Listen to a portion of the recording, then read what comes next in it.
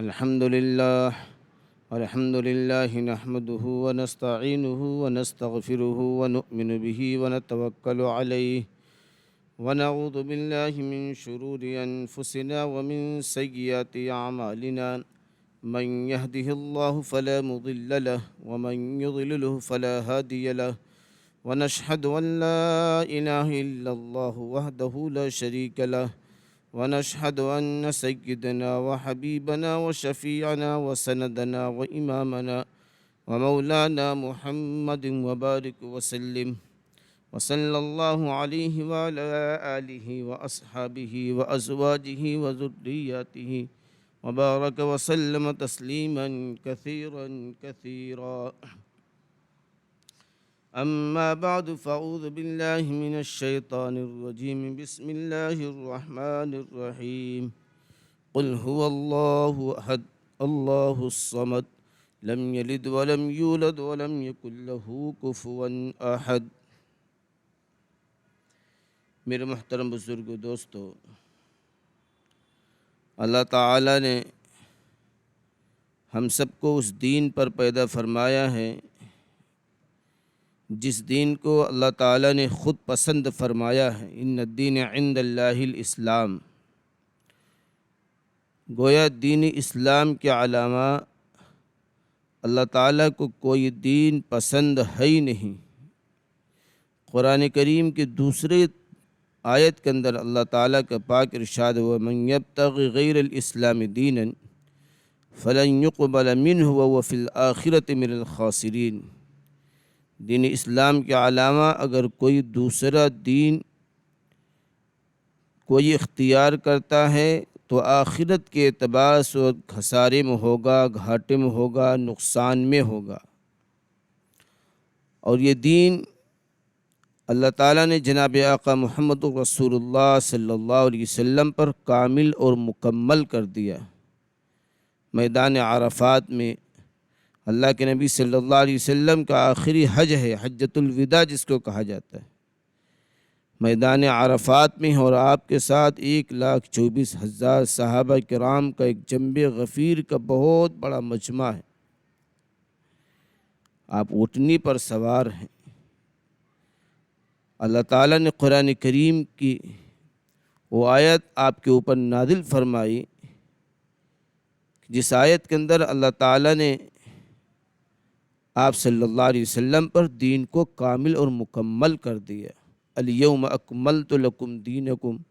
واتممت علیکم نعمتی ورضیت لکم الاسلام دینا. اے نبی جی، ہم نے آپ کے اوپر دین اسلام کو کامل اور مکمل کر دیا. اور پھر اللہ کے نبی صلی اللہ علیہ وسلم کو اللہ تبارک و تعالی یہ تسلی دے رہے ہیں کہ جس دین کو میں نے تمہارے اوپر کامل اور مکمل کیا ہے میں اس دین سے راضی بھی ہوں. یعنی جس دین کو تمہارے لیے میں پسند کیا اس دین سے میں خوش ہوں، راضی ہوں. یعنی اب اس کے علاوہ اور کوئی دوسرا دین ایسا نہیں ہے کہ جس سے اور میں راضی ہو جاؤں. اگر میں خوش ہوں، راضی ہوں، اگر مجھے کوئی دین پسندیدہ ہے تو وہ صرف دین اسلام ہے. ان الدین عند اللہ الاسلام. تو ہم سب کو اس بات سے خوش ہونا چاہیے کہ اللہ تعالیٰ نے ہم سب کو ایسے دین پر پیدا فرمایا جس دین سے اللہ تعالیٰ خود راضی ہے، خوش ہے. اب ہمیں یہ دیکھنا ہے کہ دین اسلام ہے کیا. دین میرے دوستو نام ہے اللہ تبارک و تعالیٰ کے 100% حکموں پر چلنا. 100%. کیونکہ قرآن کریم میں اللہ تبارک و تعالیٰ نے پورے دین کا تقاضا کر رہا ہے. یا ایھا الذین آمنوا ادخلوا فی السلم کافہ. ایمان والو پورے اسلام میں داخل ہو جاؤ. تو پتہ چلا کہ دین نام ہے اللہ تبارک و تعالیٰ کے 100% حکموں پر چلنا اور نبی پاک صلی اللہ علیہ وسلم کی 100% شریعت پر اپنے آپ کو لانا. اس کا نام کیا ہے؟ دین اسلام ہے. اور دین کی شروعات میرے دوستو، دین کی شروعات جو ہوتی ہے وہ عقائد سے ہوتی ہے، دین کی شروعات عقائد سے ہوتی ہے۔ اسی وجہ سے اللہ تبارک و تعالی نے نبی پاک صلی اللہ علیہ وسلم کے زبانی مبارک سے حدیث کے اندر اللہ کے نبی صلی اللہ علیہ وسلم نے فرمایا کہ بنی الاسلام علی خمس، اسلام کی بنیاد 5 چیزوں پر ہیں: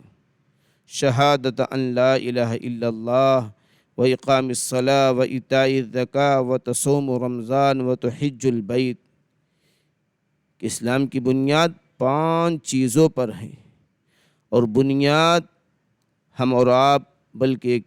ان پڑھ سے ان پڑھ آدمی، جاہل آدمی بھی جانتا ہے بنیاد کس کو کہا جاتا ہے۔ بنیاد عمارت کی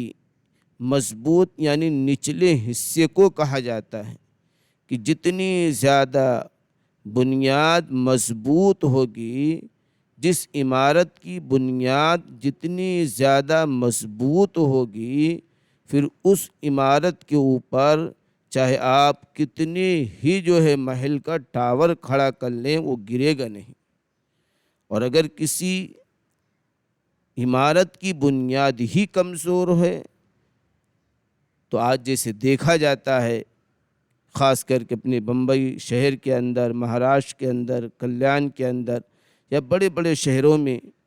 کہ جن بلڈروں نے پبلک کا پیسہ لیا، پورا پیسہ لیا،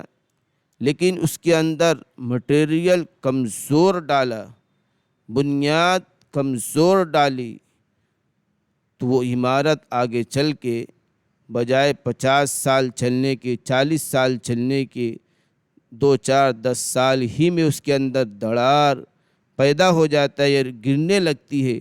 جس کی وجہ سے پتہ نہ کتنے لوگوں کو جان سے ہاتھ دھونا پڑتا ہے۔ اسی لیے کہ اگر ہماری بنیاد جتنی زیادہ مضبوط ہوگی، پھر اس بنیاد کے اوپر ہم جتنی بڑی عمارت کھڑی کر لیں گے وہ عمارت گرے گی نہیں۔ یعنی جتنا زیادہ ان 5 چیزوں کو اپنی زندگی کے اندر ہم اتار لیں گے، پھر پوری شریعت پر عمل کرنا ہمارے لیے آسان ہو جائے گا۔ ان میں سے پہلی چیز شہادت ان لا الہ الا اللہ، جس پر ایمان کی شروعات ہوتی ہے، کہ ہم نے کلمہ پڑھا ہے کہ لا الہ الا اللہ محمد الرسول اللہ، کہ اللہ تعالیٰ کے سوا کوئی معبود نہیں، حضرت محمد صلی اللہ علیہ وسلم اللہ تعالیٰ کے بندے اور اللہ تعالیٰ کے رسول ہیں۔ ہم نے یعنی گویا کہ ہم اس بات کو ہم نے کلمہ پڑھا ہے کہ اللہ کے علاوہ ہم کسی کو نہیں مانتے ہیں، دنیا میں سب کو کرنے دھرنے والی ذات اللہ کی ہے۔ اسی وجہ سے اللہ کے نبی صلی اللہ علیہ وسلم نے عن ابن عباس رضی اللہ تعالی عنہما قال كنت خلف النبي صلی اللہ علیہ وسلم یوما فقال یا غلام انی اعلمك کلمات احفظ اللہ یحفظک احفظ اللہ تجدہ تجاہک اذا سألت فاسأل اللہ وإذا استعنت فاستعن بالله واعلم أن الأمة لو اجتمعت على أن ينفعوك بشيء لم ينفعوك إلا بشيء قد كتب الله لك وإن استمعوا على أن يضروك بشيء لم يضروك إلا بشيء قد كتب الله عليك رفعت الأقلام وجفت الصحف۔ حضرت ابن عباس رضی اللہ تعالیٰ عنہما فرماتے ہیں کہ میں ایک دن سواری پر نبی کریم صلی اللہ علیہ وسلم کے پیچھے بیٹھا ہوا تھا۔ آپ صلی اللہ علیہ وسلم نے ارشاد فرمایا، بچے یعنی ان کی عمر اس وقت کم تھی، چھوٹی تھی، جیسے کہ ہم اپنے آپ کو بچہ بولتے ہیں، جو 5 سال 6 سال 7 سال 8 سال 10 سال کی عمر جس کی ہوتی ہے اس کو بچہ بولتے ہیں۔ گویا کہ ان کا بچپن کی عمر تھی۔ تو آپ صلی اللہ علیہ وسلم نے ابن عباس رضی اللہ تعالیٰ عنہ سے فرمایا، بچے میں تمہیں چند اہم باتیں سکھاتا ہوں، اللہ تعالیٰ کے احکام کی حفاظت کرو، اللہ تعالیٰ تمہاری حفاظت فرمائیں گے۔ اللہ تعالیٰ کے حقوق کا خیال رکھو، ان کو اپنے سامنے پاؤ گے، ان کی مدد تمہارے ساتھ رہے گی، اور جب مانگو تو اللہ تعالیٰ ہی سے مانگو، جب مدد لو تو اللہ تعالیٰ ہی سے لو۔ اور یہ بات جان لو کہ اگر ساری امت جمع ہو کر تمہیں کچھ نقصان پہنچانا چاہے تو تمہیں اتنا ہی نفع پہنچا سکتی ہے جتنا کہ اللہ تعالیٰ نے تمہارے مقدر میں لکھ دیا ہے۔ اور اگر سب مل کر یعنی پوری کی پوری امت تم کو نقصان پہنچانا چاہے تو اتنا ہی نقصان پہنچا سکتے ہیں جتنا کہ اللہ تعالیٰ نے تمہارے تقدیر میں لکھ دیا ہے۔ تقدیر کے قلموں سے سب کچھ لکھوا کر ان کو اٹھا لیا گیا ہے، اور تقدیر کے کاغذات کی سیاہی خشک ہو چکی ہے، یعنی تقدیری فیصلوں میں ذرہ برابر بھی تبدیلی ممکن نہیں۔ پتہ یہ چلا کہ سب کچھ کرنے والی ذات اللہ ہی کی ہے، کہ ہم مدد مانگیں اللہ ہی تعالیٰ سے مانگیں، نفع نقصان کا مالک اللہ ہی تعالیٰ ہے، بیماری دینے والا اللہ، شفا دینے والا اللہ، اسی کا نام تو جو ہے اسی کا نام ایمان ہے، اسی کا نام یقین ہے۔ آج مسلمان اللہ تعالیٰ سے ایمان اور یقین سے کوسوں دور چلا جا رہا ہے، جس کی وجہ سے ہر ایک انسان جو ہے پریشان ہے۔ آج انسان یہ چاہ رہا ہے میں اپنی طاقت سے، میں اپنی مال سے، میں اپنے عہدے سے، میں اپنی کرسی سے، میں اپنی خوبصورتی سے، میں اپنے پلاٹینم سے، میں جو کرنا چاہوں کر لوں۔ ایسا کبھی نہیں ہو سکتا، ہوگا وہی جو اللہ تعالیٰ چاہتے ہیں۔ جیسے کہ اب تک جتنا اللہ تعالیٰ نے چاہ ہوا ہے، اور جب ابھی اللہ تعالیٰ جو چاہ رہے ہیں وہی ہو رہا ہے، اور آگے اللہ تعالیٰ جو چاہیں گے وہی ہوگا۔ اللہ ہی تعالیٰ کے حکم سے پوری دنیا کا نظام چل رہا ہے۔ اللہ تعالیٰ ہی کے حکم سے سورج اپنے وقت پہ نکل رہا ہے، چاند اپنے وقت پہ نکل رہا ہے، بارش اپنے وقت پہ برس رہی ہے، دھوپ اپنے وقت پہ نکل رہا ہے، سب کچھ اللہ تعالیٰ کے حکم سے ہو رہا ہے۔ اس کا یقین ہونا چاہیے، اسی کے نام ایمان ہے، اسی کے نام جو ہے عقائد ہے۔ دوسری چیز، ایمان کے بعد جو ہے جو سب سے چیز پہلے فرض ہے وہ نماز ہے۔ نماز جو ہے ایمان کے بعد سب سے پہلی چیز جو فرض ہے وہ نماز ہے۔ نماز کے بارے میں اللہ کے نبی صلی اللہ علیہ وسلم نے فرمایا، قرۃ عینی فی الصلاۃ، نماز میری آنکھوں کی ٹھنڈک ہے۔ اللہ کے نبی صلی اللہ علیہ وسلم نے فرمایا، من ترک الصلاۃ متعمدا فقد کفر، جس نے جان بوجھ کر ایک وقت کی نماز کو چھوڑ دیا، گویا کہ وہ کفر کے دہانے پر پہنچ گیا۔ اسی وجہ سے اللہ کے نبی صلی اللہ علیہ وسلم نے فرمایا، من اقام الصلاۃ اقام الدین ومن ہدمها ہدم الدین، جس نے نماز کو قائم کیا اس نے دین کو قائم کیا، جس نے نماز کو ترک کیا، نماز کو چھوڑ دیا، اس نے دین کو ڈھا دیا۔ نماز ایک ایسی عبادت ہے، صحابہ کرام رضوان اللہ تعالی علیہم اجمعین کو اللہ کے نبی صلی اللہ علیہ وسلم نے جب نماز کی خوشخبری سنائی، صحابہ مکے اور مدینے کے اندر ایسے خوش ہو رہے تھے گویا کہ ان سے زیادہ کوئی خوش تھا ہی نہیں دو پہاڑیوں کے درمیان میں۔ ہر ایک صحابی کے زبان سے یہ آواز نکل رہی تھی، ہر ایک صحابی اپنے زبان حال سے یہ کہنا چاہ رہا تھا کہ اب اللہ تبارک و تعالی نے ہمیں نماز جیسی دولت دے کر اللہ تعالی سے اب ہمیں ڈائریکٹ ملنے کا سامان مل گیا، یعنی اب جو کچھ ہمیں مانگنا ہوگا ہم 2 رکعت نماز پڑھ کے اللہ تعالیٰ سے وہ چیزیں ہم مانگ لیں گے۔ اور یقیناً صحابہ نے وہ چیزیں، ہر وہ چیز اللہ تعالیٰ سے نماز کے ذریعے سے مانگا ہے۔ اگر ان کے گھر میں نمک بھی کم ہو جاتا تھا نماز پڑھ کے مانگتے، اگر ان کے گھر میں آٹا کم ہو جاتا نماز پڑھ کے مانگتے، اگر کوئی بیمار ہو گیا تو نماز پڑھ کے مانگتے۔ اسی وجہ سے ایک مرتبہ حضرت ابو ہریرہ رضی اللہ تعالی عنہ نبی پاک صلی اللہ علیہ وسلم کی خدمت اقدس میں حاضر ہوئے اور یہ فرمایا، اللہ کے نبی صلی اللہ علیہ وسلم میرے پیٹ میں درد ہو رہا ہے۔ اللہ کے نبی صلی اللہ علیہ وسلم نے فرمایا، جاؤ نماز پڑھو، نماز میں شفا ہے۔ کیا فرمایا؟ جاؤ نماز پڑھو، نماز میں شفا ہے۔ آج امت نماز سے کوسوں دور ہوتی چلی جا رہی ہے، جس کی وجہ سے طرح طرح کی بلائیں، مصیبتیں، بیماریاں، حالات، ساری چیزیں امت پر آ رہی ہیں۔ کیوں؟ امت نماز سے کوسوں دور ہوتا چلا جا رہا، امت نماز سے دور ہوتا چلا، امت کے اندر نماز کی اہمیت نہیں۔ اور نماز، خیر یہ جو آج امت پر حالات ہیں، اللہ کے نبی صلی اللہ علیہ وسلم نے فرمایا ہے کہ تمہارے اوپر جو بھی حالات آتے ہیں، قرآن کریم کی آیت ہے، ظہر الفساد فی البر والبحر بما کسبت ایدی الناس، کہ چاہے وہ خشکی کے علاقہ ہو، تری کے علاقہ ہو، دنیا کے کوئی بھی علاقہ ہو، جس کے اوپر جو بھی حالات آ رہے ہیں وہ اس کی ہاتھ کی کمائی ہے، اس کے گناہوں کی وجہ سے ہیں، وہ اس کے اللہ تعالیٰ کے حکموں سے کوسوں دور ہونے کی وجہ سے ہیں،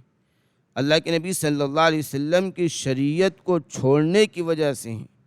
شریعت کو اپنی زندگی سے نکال کر غیروں کے طریقہ کو اپنانے کی وجہ سے حالات آتے ہیں۔ حالات کا آنا اعمال کے ساتھ اللہ تعالیٰ نے جوڑ رکھا ہے۔ صحابہ کے اعمال اچھے تھے تو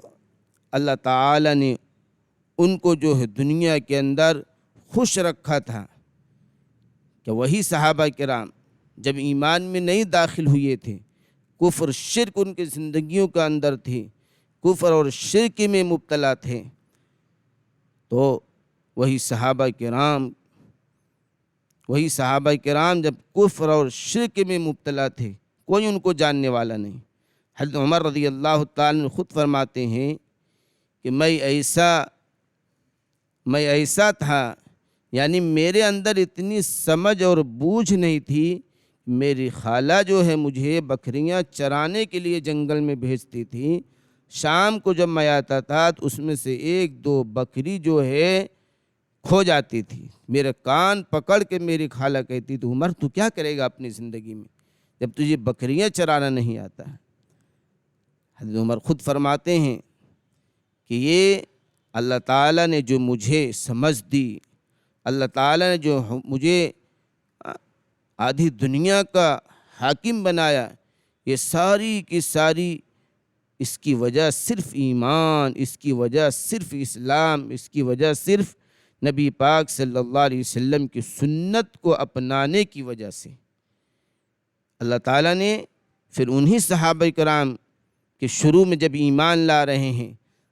ان کے گھروں میں کھانے کی کوئی چیز نہیں، فاقے پر فاقے ہو رہے ہیں، یہاں تک کہ شیب ابی طالب کے اندر 3 سال تک قید اور بند تھے۔ ان کے ساتھ کیا ہے؟ اللہ کے نبی صلی اللہ علیہ وسلم بھی قید اور بند تھے۔ 3 سال کے بعد، اور صرف بند ہی نہیں تھی بلکہ خانہ کعبہ کے اوپر جو ہے انہوں نے ایک پوسٹر چپکا رکھا تھا کہ جو ان سے لین دین کرے گا،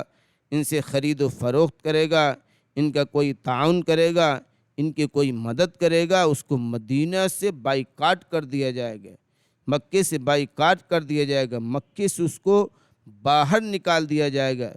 اسی وجہ سے کسی کی ہمت نہیں ہوتی تھی کہ شیب ابی طالب میں صحابہ اور اللہ کے نبی صلی اللہ علیہ وسلم جو قید و بند ہیں ان کی جا کے کوئی تعاون کر دے، ان کی کوئی مدد کر دے۔ 3 سال کے بعد جب اس بینر کو جو ہے دیمک نے چاٹ کر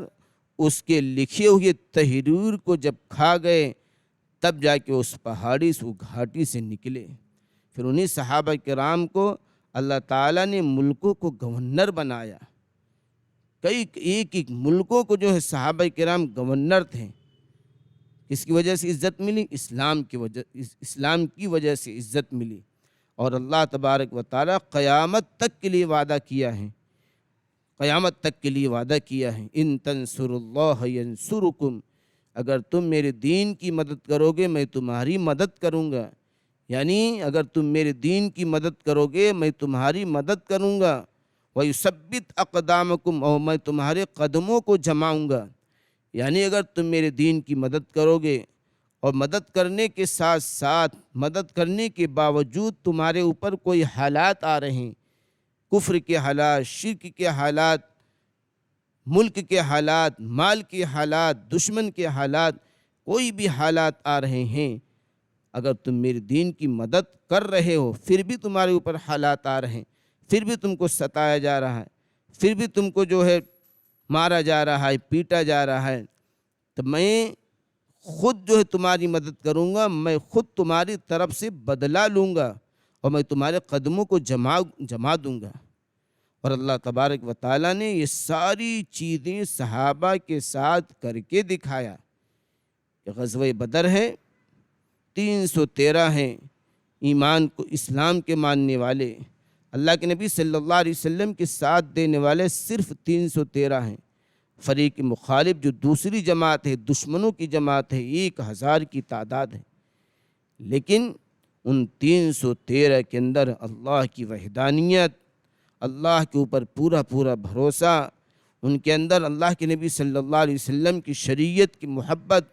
اللہ کے حکموں کو 100% ماننے والے تھے۔ اللہ تعالیٰ نے ان کی مدد کی، اور فریق مخالف یعنی دشمن کی جو ہے جماعت کو اللہ نے گاجر اور مولی کی طرح ان کو کاٹ کے پھینک دیا، اور قیامت تک کے آنے والے انسانوں کو یہ بتلا دیا، جو میرے دین کی مدد کرے گا میں اس کی مدد ہر زمانے کے اندر کروں گا۔ اللہ تعالیٰ کے حکم کسی زمانے کے ساتھ خاص نہیں ہے، قرآن کسی زمانے کے ساتھ خاص نہیں ہے، حدیث کسی زمانے کے ساتھ خاص نہیں ہے۔ قیامت کی صبح تک، ابتدائے دنیا جب سے جو چیزیں قرآن اور حدیث میں اللہ کے نبی صلی اللہ علیہ وسلم نے فرما دیا، جس وقت فرمائے اس وقت سے لے کے قیامت تک کی آنے والے انسانوں کے اوپر ان حدیث پر عمل کرنا، قرآن کے احکامات پر عمل کرنا ہر ایک کے لیے ضروری ہے۔ اللہ تعالیٰ نے جن چیزوں کو وعدہ کیا ہے اس پر جو عمل کرے گا، جو وعدہ صحابہ کرام کے ساتھ تھا، جو وعدہ تابعین کے ساتھ تھا، جو وعدہ تبع تابعین کے ساتھ تھا، قیامت تک کے آنے والے انسانوں کے لیے وہی وعدہ ہوگا۔ اس لیے میرے محترم بزرگوں، دوستو، ہمیں شریعت کو اپنانا ہے۔ اسلام کی بنیاد جیسے بتایا کہ اللہ تعالیٰ کی وحدانیت کا پورا عمل کرنا، دوسری چیز نماز ہے، زکوٰۃ ہے، اگر صاحب نصاب ہے تو اس کے اوپر زکوٰۃ ہے، 52.5 تولہ چاندی یا 7.5 تولہ سونا ہے تو اس کے اوپر زکوٰۃ فرض ہے، صاحب نصاب ہے، حج اس کے اوپر فرض ہے، رمضان کا مہینہ ہے، صحت تندرستی ہے، رمضان کے مہینے میں روزہ اس کے اوپر فرض ہے۔ اس کے ساتھ ساتھ جو ہے میرے دوستو، اللہ کے نبی صلی اللہ علیہ وسلم نے فرمایا پڑوسیوں کے حقوق، 2 حقوق ہیں، حقوق اللہ، حقوق العباد۔ ایک اللہ کا حق ہے، نماز اللہ کا حق ہے، روزہ اللہ کا حق ہے۔ حقوق اللہ کے اندر اگر کوئی کمی بیشی آ گئی، 19-20 ہو گیا، اللہ غفور رحیم ہے، کریم ہے، اللہ جبار ہے، اللہ خالق اور مالک ہے، اللہ رحیم اور کریم ہے، اللہ شفیق اور کریم ہے۔ اللہ اپنے بندوں پر ایک ماں سے ہزاروں گنا زیادہ محبت اور شفقت کرتا ہے۔ اللہ کے حقوق میں میرے دوستو اگر کمی آ گئی، یا اللہ اس کو معاف کر سکتا ہے، لیکن حقوق العباد کے اندر اگر کمی آئے گی، جب تک کہ بندہ معاف نہیں کرے گا، اپنے آپ کا چاہے بہت بڑا مفتی کیوں نہ ہو، بہت بڑا عالم کیوں نہ ہو، ایک حج نہیں 100 حج کیوں نہ کیا ہو، 1000 نہیں لاکھوں روپیہ اگر کوئی روزانہ صدقہ کرتا ہوگا، لاکھوں روپیہ لوگ غریبوں اور یتیموں کو لٹاتا ہوگا، لیکن اگر اس نے کسی کے حق کو مارا ہے، کسی پر ظلم کیا ہے، تو اللہ اس کو معاف نہیں کرے گا۔ اسی وجہ سے حدیث پاک کے اندر آتا ہے، اللہ کے نبی صلی اللہ علیہ وسلم نے فرمایا، صحابہ سے پوچھا تم میں غریب کون ہے؟ صحابہ نے کہا اللہ کے نبی صلی اللہ علیہ وسلم ہمیں غریب مسکین یتیم وہی ہے جس کے پاس مال نہ ہو، دینار نہ ہو، دنانیر نہ ہو، درہم نہ ہو، روپیہ پیسہ نہ ہو، کوٹھی بلڈنگ نہ ہو، ٹاور نہ ہو، وہ یتیم اور غریب ہیں۔ اللہ کے نبی صلی اللہ علیہ وسلم نے فرمایا نہیں، غریب وہ نہیں ہے، غریب سب سے بڑا تنگ دست، سب سے بڑا لکیر کا اور فقیر، سب سے بڑا مسکین، سب سے بڑا یتیم، سب سے بڑا خالی ہاتھ وہ ہے جو دنیا کے اندر جس نے بہت سارے حج کیے، بہت نمازیں پڑھی، صدقات کیے، خیرات کیے، زکوٰۃ دیے، سب کچھ کیے، لیکن اسی دنیا کے اندر اس نے کسی پر ظلم کیا، کسی کی زمین ہڑپ لی، کسی کو نقصان پہنچایا، کسی کو مارا اور کسی کو پیٹا، کسی کو گالی دے دی،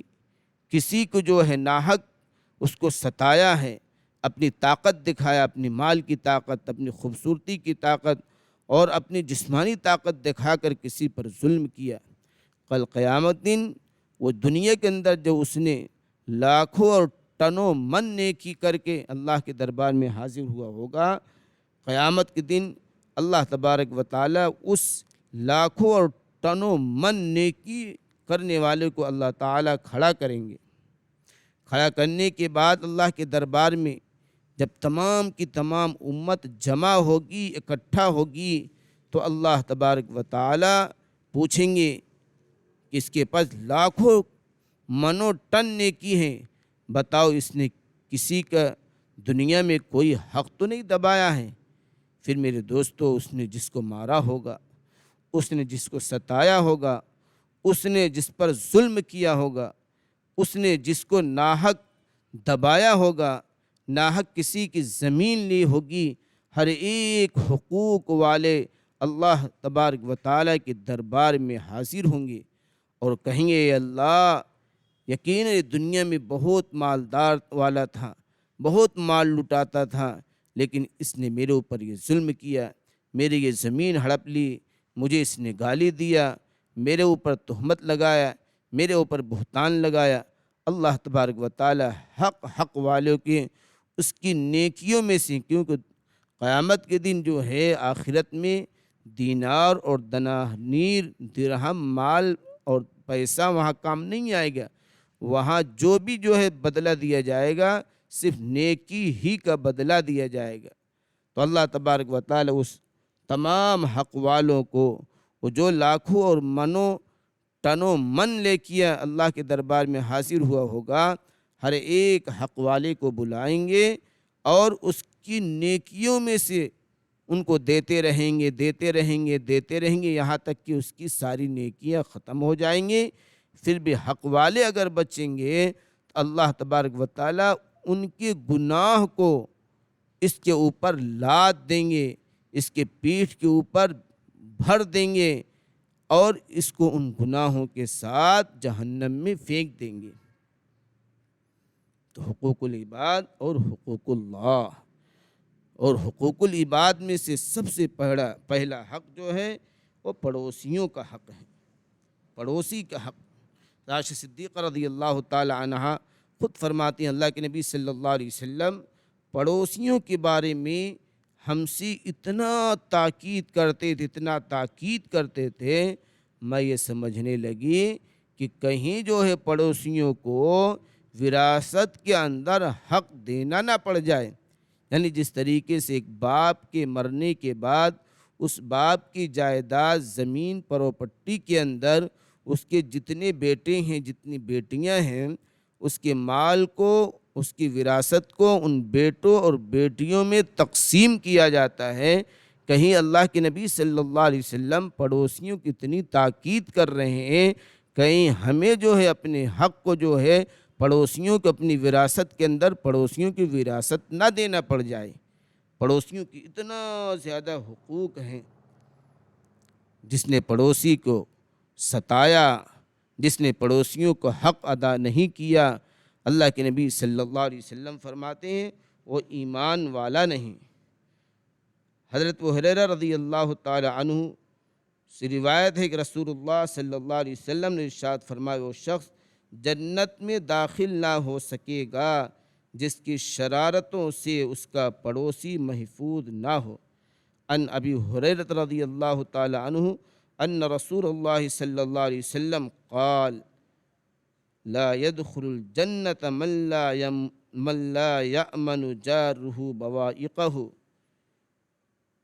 وہ شخص جنت میں داخل نہ ہو سکے گا جس کی شرارتوں سے اس کا پڑوسی محفوظ نہ ہو۔ یعنی اگر کوئی پڑوسی کسی کے ظلم، کسی کی زیادتی سے وہ مطمئن نہیں ہے کہ میں اگر اپنے گھر سے باہر چلا گیا مجھے میرے پڑوسیوں کے بارے میں اس کو خدشہ لگا رہتا ہے، اندیشہ لگا رہتا ہے، ڈر لگے رہتی ہے، میرے بچوں کو ستائے گا، میری بہو کو ستائے گا، میری بہو بیٹیوں پر جو ہے غلط نگاہ اٹھائے گا،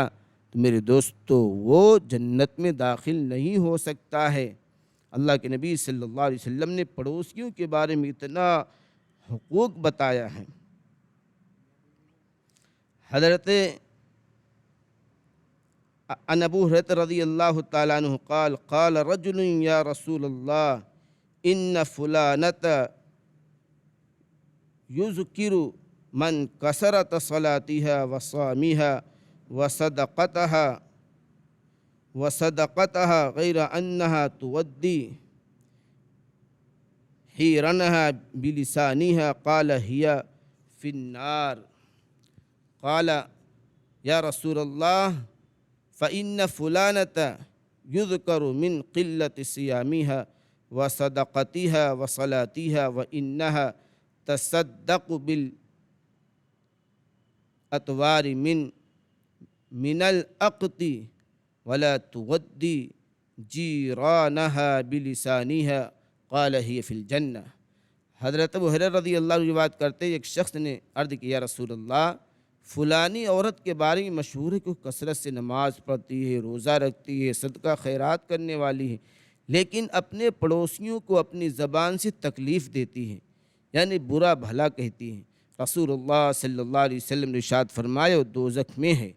پھر اس شخص نے عرض کیا یا رسول اللہ فلانی عورت کے بارے میں مشہور ہے کہ وہ نفلی روزہ، صدقہ خیرات، نماز تو کم کرتی ہے، لیکن بلکہ اس کا صدقہ خیرات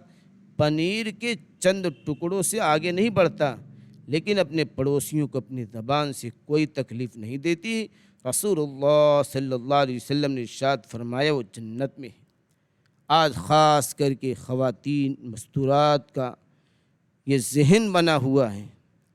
کہ مصلی پہ ایک ایک گھنٹہ بیٹھی رہتی ہیں،